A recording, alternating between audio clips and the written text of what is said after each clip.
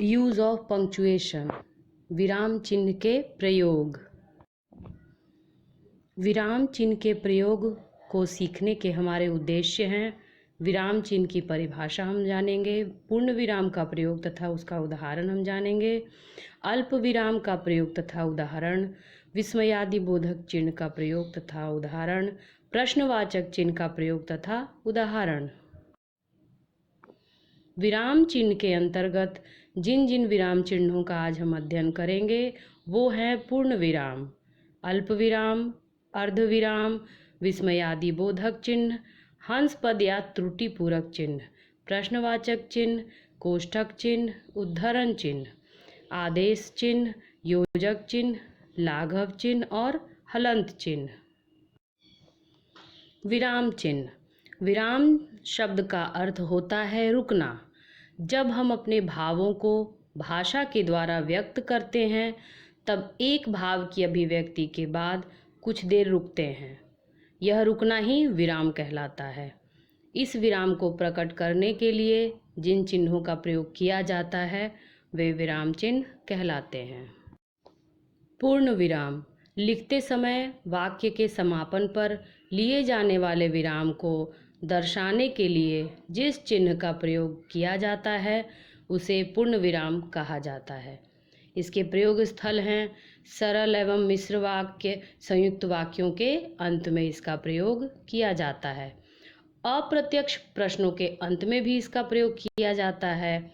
वहीं हिंदी में दोहा, सोरठा, चौपाई आदि छंदों के अंत में भी पूर्ण विराम का प्रयोग किया जाता है। पूर्ण विराम के कुछ उदाहरण हम यहाँ पे देख सकते हैं। यशोदा लोरी गाती है। इस वाक्य में यशोदा एक स्त्री का नाम है। बेंगलोर सुंदर शहर है। इस वाक्य में बेंगलोर एक शहर का नाम है। ताजमहल शाहजहां ने बनवाया था। इस वाक्य में ताजमहल एक इमारत का नाम है। अर्धविराम। अर्धविराम का प्रयोग सामान्य रूप से उपवाक्यों के अंत में होता है। इसका उदाहरण देख लें। सौरभ तेज दौड़ता है, उसके लिए वह प्रतिदिन व्यायाम करता है। राधा मधुर गाती है, उसके लिए वह रोज अभ्यास करती है। अर्धविराम में ध्यान देने वाली बात यह है कि इसमें हम देखेंगे कि दो उपवाक्य जोड़े हुए हैं, तो पहले और दूसरे वाक्यों में अंतर पाया जाता है, विरोधाभास पाया जाता है। तो इस स्थिति में भी अर्धविराम चिन्ह का प्रयोग किया जाता है। अल्प विराम। पढ़ते अथवा बोलते समय बहुत थोड़ा रुकने के लिए अल्प विराम चिन्ह का प्रयोग किया जाता है। जैसे हाँ, मैंने सारा काम समाप्त कर लिया। नहीं, मैं बाजार नहीं जाऊंगी। यह सुंदर स्थल है जो आप देख रहे हैं, बापू की समाधि है। अगला चिन्ह है विस्मयादि बोधक चिन्ह। विस्मय, हर्ष, शोक, घृणा आदि भावों को दर्शाने वाले शब्द के बाद अथवा कभी कभी ऐसे वाक्यांश या वाक्य के अंत में भी विस्मयादि बोधक चिन्ह का प्रयोग किया जाता है। जैसे वाह, ताजमहल कितना सुंदर है। आहा, तुम परीक्षा में पास हो गए। हे ईश्वर, मेरी सहायता करो। अगला है प्रश्नवाचक चिन्ह। इस चिन्ह से हम लोग ज़्यादातर परिचित हैं। छात्र जीवन में प्रश्न का बहुत ज़्यादा प्रयोग किया जाता है। जिस वाक्य में कोई प्रश्न पूछा गया हो उसके अंत में प्रश्नवाचक चिन्ह लगाया जाता है। जैसे तुम किस विद्यालय में पढ़ती हो? क्या तुम गोपी के साथ मंदिर चलोगे? भारत की राजधानी का क्या नाम है? कोष्ठक चिन्ह। कोष्ठक का प्रयोग शब्द का अर्थ प्रकट करने के लिए किया जाता है। जैसे निरंतर यानी लगातार व्यायाम करने से देह यानी शरीर स्वस्थ रहता है। वाक्य के 3 भेद यानी प्रकार होते हैं। अगला चिन्ह है उद्धरण चिन्ह। उद्धरण चिन्ह 2 प्रकार के होते हैं, इकहरा उद्धरण चिन्ह और दोहरा उद्धरण चिन्ह। इकहरा उद्धरण चिन्ह, यह चिन्ह विशेष शब्द, पुस्तक, पाठ का नाम, नाम वस्तु व्यक्ति के लिए लगाया जाता है। जैसे इस पुस्तक का नाम मानसरोवर है। आओ बच्चों, आज पाठ का ईदगाह के बारे में पढ़ें। दोहरा उद्धरण चिन्ह।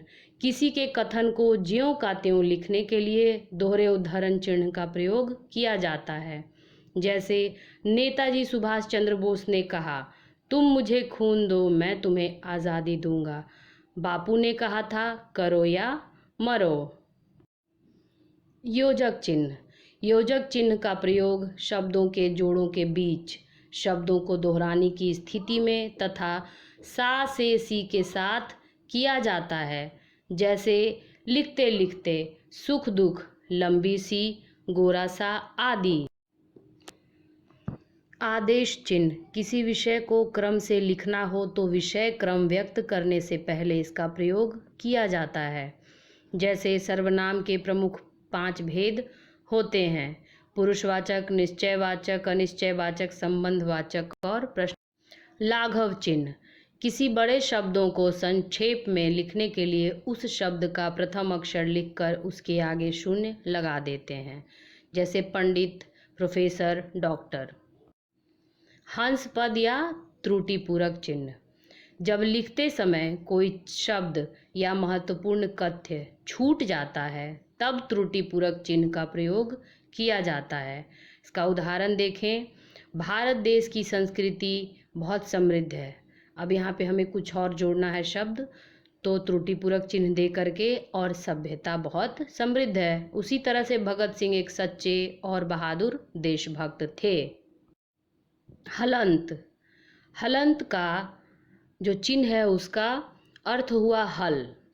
हलंत का प्रयोग कैसे किया जाता है? वह ध्वनि जिन्हें हम आधा नहीं कर सकते तब उनको आधा लिखने के लिए हलंत चिन्ह का प्रयोग करते हैं। जैसे द, ट, ड, ढ, र, ह इत्यादि। अब यहाँ पे एक उदाहरण देख लेते हैं। विद्यालय, तो द में आधा द कर दिए, जोड़ अ बराबर द, तो विद्यालय। अगर आपको ये वीडियो पसंद आया है तो प्लीज़ लाइक करें, सब्सक्राइब करें। आप सबका बहुत बहुत धन्यवाद।